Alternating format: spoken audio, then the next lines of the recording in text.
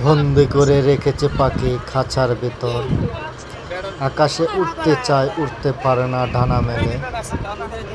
উড়ার পর চোখে তার স্বপ্ন আলো আসবে, মুক্তি জীবনের আশায়।